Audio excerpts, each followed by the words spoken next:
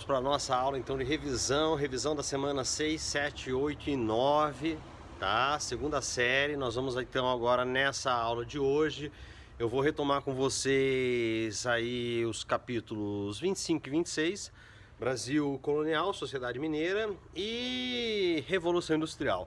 Trarei então alguns aspectos mais fundamentais para que vocês possam ter a base de relembrar as nossas últimas aulas e estarem preparados então para a resolução das atividades que eu trarei no meio da semana, certo? Então, primeiramente, vamos falar do Brasil colônia, vamos falar aí da sociedade mineira, lembrando aí que ao longo do século XVIII nós temos um intenso movimento de expansão territorial, tá? De expansão do domínio territorial. Não é o território que se expande, mas sim o domínio desse território. Então, inicialmente, a colonização europeia na América Portuguesa, ela esteve sempre focada no litoral e é ao longo do século XVIII, então, que ela começa a ocupar mais significativamente o interior do que hoje é o Brasil, tá? Alguns aspectos que valem a menção aqui primeiro, a pecuária, tá? A gente tinha uma produção pecuária de importância significativa para a estrutura do mercado interno, tá? De duas localidades afluíam gado bovino, os muares, os equinos, enfim, eles ou havia essa produção no Nordeste, tá? No sul do Nordeste brasileiro, ou realmente no sul, no extremo sul do país. E daí, dessas duas localidades, afluiam então para a região mais central. Vamos pensar aí, região de Minas Gerais, para dar um exemplo para vocês, tá? Nós temos também um movimento bastante intenso de exploração das chamadas drogas do sertão. Drogas do sertão eram todo tipo de riqueza que poderia ser obtido dentro do nosso território, tá? Não só de espécies vegetais, enfim, da fauna e da flora, mas também aí o que diz respeito aí às pedras preciosas, tá? Nós temos também um movimento de aprisionamento de indígenas, que já tinha iniciado desde a chegada dos europeus, mas que ganha força aí com os bandeirantes, tá? Os bandeirantes paulistas que saem então da região de São Paulo e vão percorrer aí o interior do país, onde hoje é o estado de São Paulo, o estado de Goiás, desculpe, o estado de Minas Gerais, o estado de Goiás, região aí já de Mato Grosso, e isso daí tudo favorece que durante essas bandeiras, durante a peregrinação pelo interior brasileiro, eles se deparassem então com pedras preciosas, basicamente ouro, diamantes e outras pedras preciosas, tá? Nós temos então nesse sentido aí também a estruturação de uma economia que nós chamamos de economia mineira, em função da mineração. Vamos destacar 5 detalhes que são importantes para que você tenha a base para compreender esse processo histórico. Primeiro fator a localização temporal cronológica, tá? O apogeu da economia mineradora, ela está situado cronologicamente entre o final do século XVII e a primeira metade do século XVIII. Tá? Então é durante esse período, majoritariamente, aí que nós temos a maior exploração. Não que não tivesse havido exploração antes desse momento e não que também não tivesse havido exploração após esse momento. Mas realmente o auge, o apogeu da exploração de ouro e pedras preciosas se dá justamente aí, vamos situar bem no início do século XVIII, tá? Nós temos aí o segundo fator, o fluxo migratório de São Paulo, Rio de Janeiro, Bahia e Portugal para a região de Minas Gerais. Então, lembrem-se que nós já comentamos sobre isso, afluem para a região das Minas Gerais todo o tipo de gente, tá? Com os mais diversos objetivos, mas fundamentalmente para o enriquecimento financeiro, certo? Nós temos também uma imigração forçada de africanos escravizados, isso aí ganha mais força ainda nesse início do século XVIII, Por dois motivos. Primeiro, precisava de mão de obra, e segundo, porque tinha muito dinheiro circulando, tá? Tinha muita riqueza circulando, então isso aí favorece o tráfico, a imigração forçada, que é o tráfico negreiro, é o tráfico de africanos que vieram para cá escravizados, tá? O quarto fator é o deslocamento econômico, tá? Do centro lá do açucareiro nordestino para a região centro-sul. Então a gente tem esse deslocamento do centro econômico colonial. E o quinto e último fator, a região de Minas Gerais e Rio de Janeiro, então elas passam a se tornar os principais mercados de produção de ouro e de abastecimento interno. Então isso daí é fundamental para que vocês entendam esse cenário, tá? No que diz respeito às minas, tá? A exploração de ouro, vale nós lembrarmos de alguns detalhes, como por exemplo, o controle das minas por parte da metrópole. Tá? Primeira coisa, então, foram criadas as intendências das minas e as casas de fundição. Qual o objetivo das intendências das minas e das casas de fundição? Principalmente controlar e taxar a exploração de ouro e demais pedras preciosas. Ou seja, qual que era o interesse, para que servia uma colônia naquele momento histórico? Qual que era o objetivo da metrópole Portugal com a sua colônia Brasil? Era o enriquecimento da metrópole. Então, localizaram ouro, localizaram pedras preciosas, eles desenvolveram artifícios burocráticos, certo? Burocráticos administrativos para fiscalizar e taxar, ou seja, para pegar a parte que cabia à metrópole, a coroa, certo?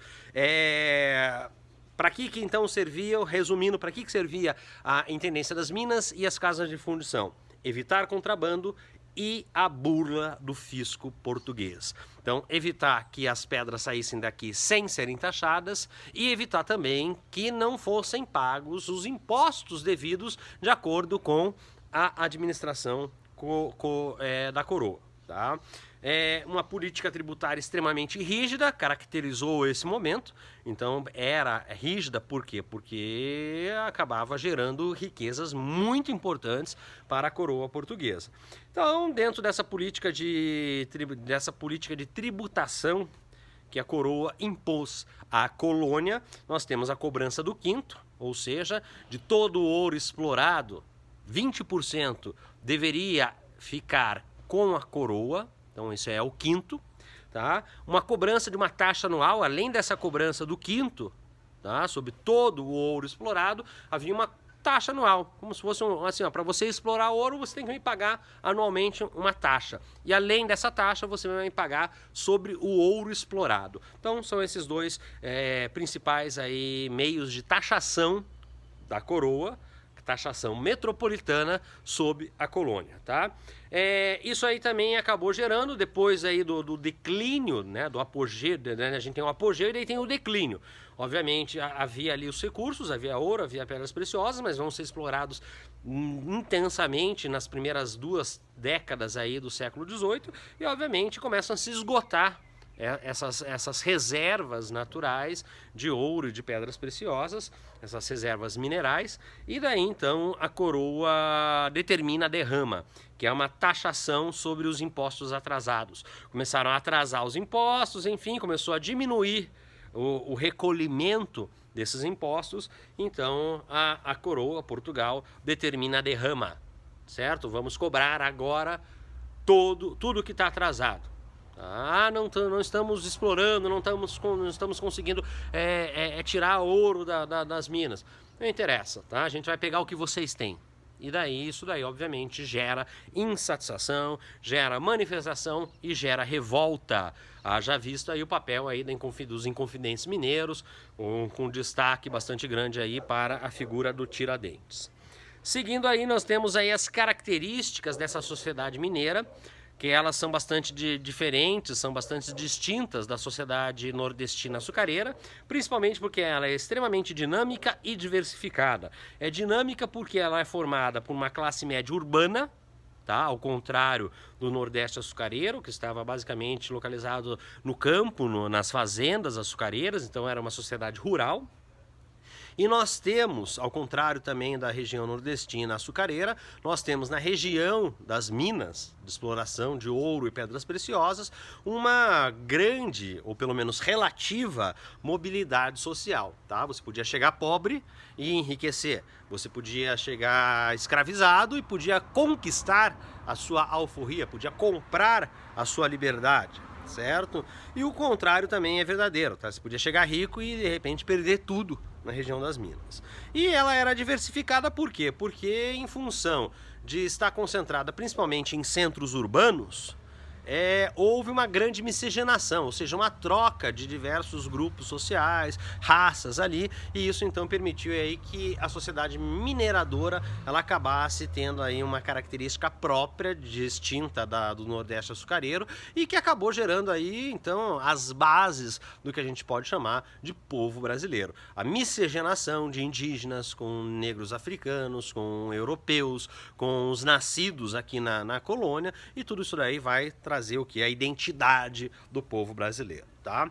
É importante também lembrarmos aí a questão do comércio interno, a criação das roças para abastecer os tropeiros nos pontos de paradas. Então os tropeiros eram os responsáveis pela condução das tropas de muares, de equinos, de bovinos, que se deslocavam, como eu já falei, ou do extremo sul do Brasil ou do Nordeste para essa região mais do Sudeste, região, vamos imaginar aí dentro do mapa do Brasil, uma região mais central. Certo? Essas expedições para levar gado e outros produtos a povoados distantes, as monções, elas então favoreceram o estabelecimento de novos núcleos urbanos, de novas vilas, que inicialmente era o estabelecimento de uma mercearia, de um armazém de secos e molhados, e com o tempo isso daí vai se crescendo, vai se avolumando, vai ganhando densidade demográfica, e então começam a surgir as cidades, que algumas delas existem até hoje. E é interessante pensar que o tempo de deslocamento médio dessas tropas, tá, estabelece justamente a distância média entre um núcleo e outro. Tá? Então eles se deslocavam durante o dia, paravam para descansar, para se alimentar ao término do dia, e ali então acabava surgindo um núcleo. Mais um deslocamento diurno e com o pouso noturno acabava surgindo mais um núcleo. Isso aí é interessante porque a gente tem várias cidades, como vamos lembrar, do Rio Grande do Sul até São Paulo, nós temos várias cidades que têm aí uma média de distância que equivale ao tempo de deslocamento dessas tropas naquela ocasião. E, por fim, sobre a sociedade mineira, quero trazer um destaque para o barroco, a manifestação artística que é denominada barroco mineiro, tá? Havia um barroco europeu, mas o barroco mineiro tem a sua peculiaridade, tem a sua especificidade, tem suas características próprias. Primeiro, ele esteve extremamente relacionado com as expressões artísticas religiosas. Lembrem-se que também falamos em aulas passadas, se está em dúvida, se não lembra, retoma as aulas passadas e lembre-se lá que havia vários grupos, várias irmandades religiosas na região das Minas. Tá? A característica artística desse barroco mineiro é a exuberância, o contraste e a dramaticidade. Tá? A exuberância, porque eles usavam e abusavam dos recursos disponíveis, dos recursos artísticos, das cores, das tintas, do ouro. O contraste, principalmente entre o claro e o escuro, usando da sombra também para representar o contraste entre o mundo terreno e o mundo celestial. Tá? Então a importância e a relação religiosa muito intrínseca, muito forte, muito presente nessa manifestação artística é a dramaticidade. Tudo representado com extrema dramaticidade, com extremo sofrimento, com extrema vivacidade. Tá? Destaques aí nós temos então nas artes plásticas, já que falei para vocês também, vale lembrar, o Antônio Francisco Lisboa, conhecido como Aleijadinho, tá? Vale conhecer as obras do Aleijadinho. Volte à aula, que se não lembra, se não, também faça uma pesquisa, nós temos aí no nosso material didático, aí no Positivo 11, Objetos Educacionais Digitais, você tem aí condições de saber mais sobre o barroco mineiro, tá? Tem um vídeo que você pode conferir mais informações sobre o barroco mineiro. E na literatura, lembrem, teve uma aula que eu comecei citando Marília de Dirceu, do Tomás Antônio Gonzaga, certo? Então tá aí um rápido relembrar das informações mais básicas, mais fundamentais para você conhecer um pouco da história do Brasil colônia, sociedade mineradora. E agora partimos então para a sociedade do século 17, 18, basicamente de meados do 18 em diante, que é o mundo da Revolução Industrial, é o seu capítulo 26 do material didático, tá? Volume 6, e eu começo relembrando para vocês o conceito de revolução. Revolução é a alteração do estado das coisas.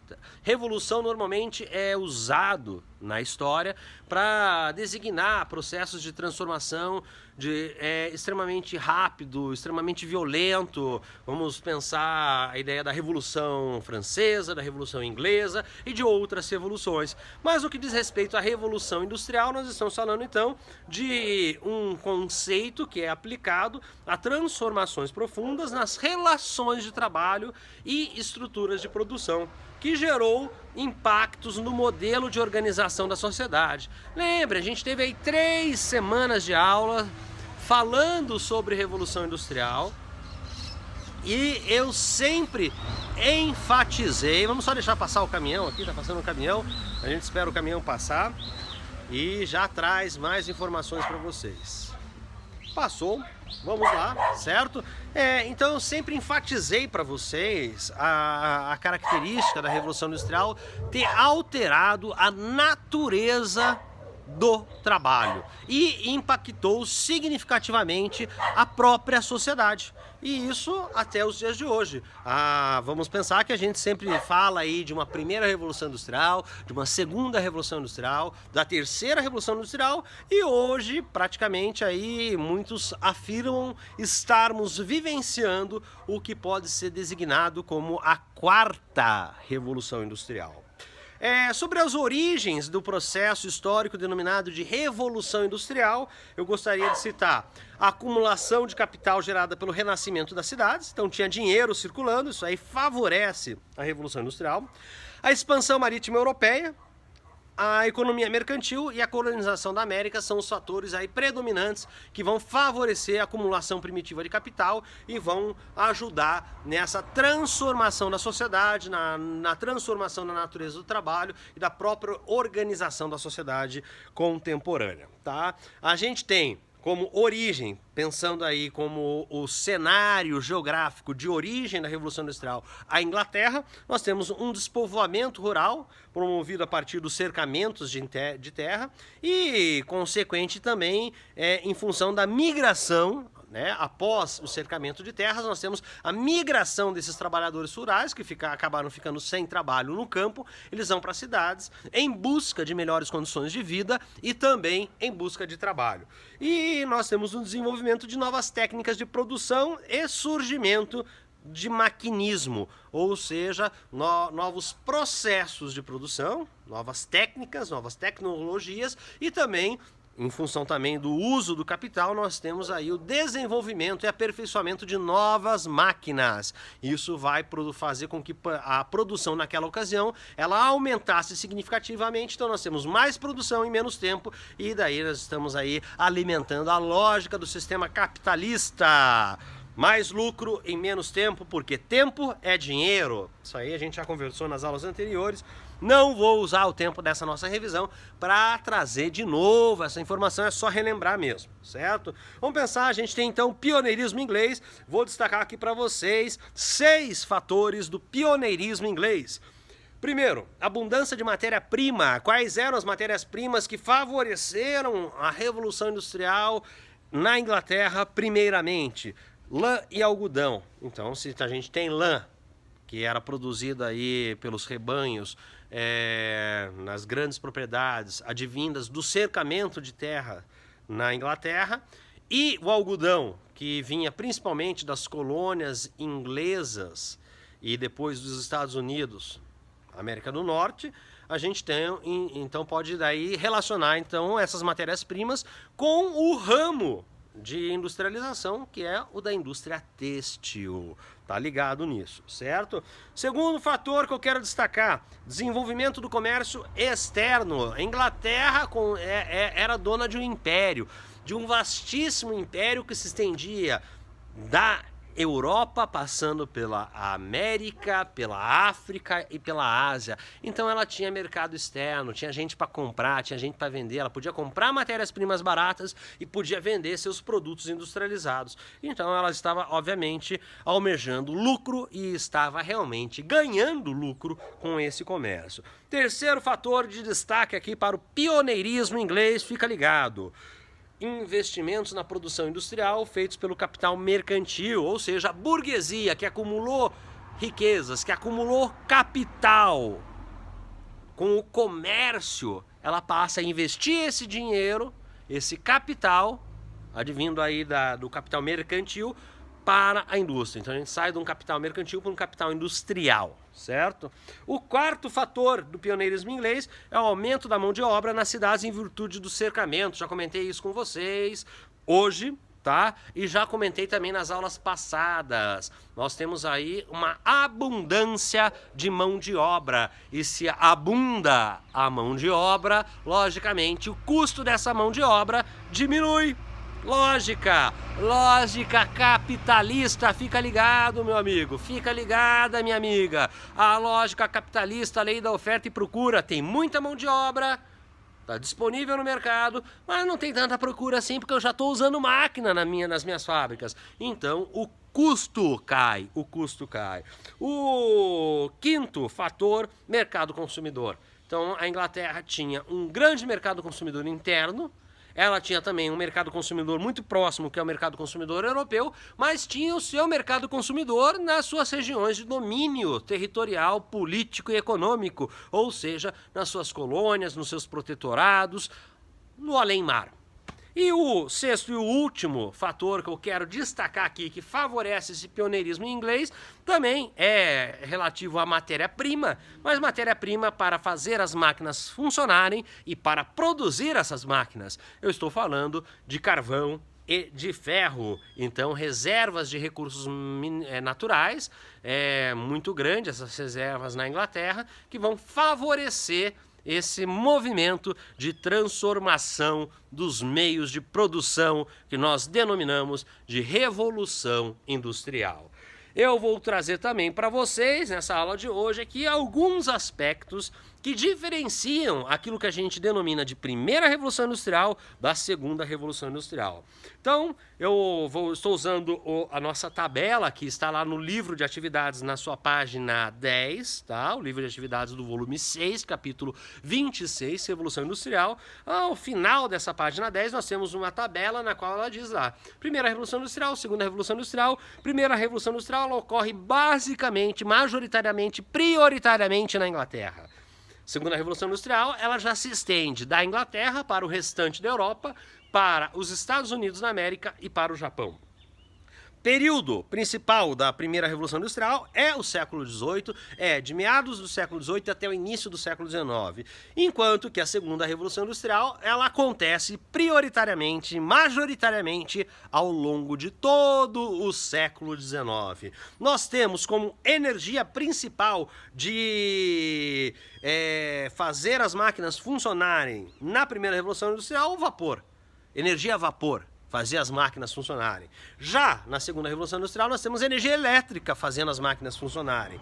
E as principais matérias-primas da primeira revolução industrial, lembrem-se, para a indústria têxtil, algodão e lã. Mas para produzir máquinas e fazê-las funcionarem, nós temos carvão e ferro. Nós temos também, na segunda revolução industrial, como principais matérias-primas para produzirem as máquinas e fazê-las funcionarem, o aço e o petróleo. Então tá aí, isso aí é um apanhado geral para que você localize-se, enfim, e saiba um pouco mais desse processo de revolução industrial. E vale lembrar o caso japonês que nós já salientamos em aulas passadas, certo? O caso japonês, lembrem-se que o Japão, a gente fala de um feudalismo europeu, que vigora, existe aí praticamente em quase toda a Europa até o final do período medieval, até o início do período moderno, nós vamos ter um sistema que pode ser denominado de regime feudal no Japão, que acontece aí até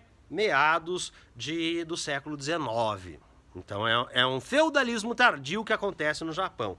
E a gente então tem todo o movimento de fazer com que o isolamento japonês acabasse, tá? Um dos principais interessados no fim do isolamento português foram os Estados Unidos da América.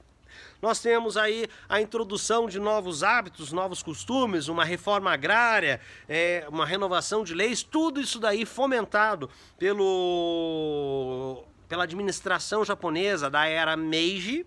Tá? Era Meiji, ela vai de 1868 a 1912, então é período de modernização japonesa.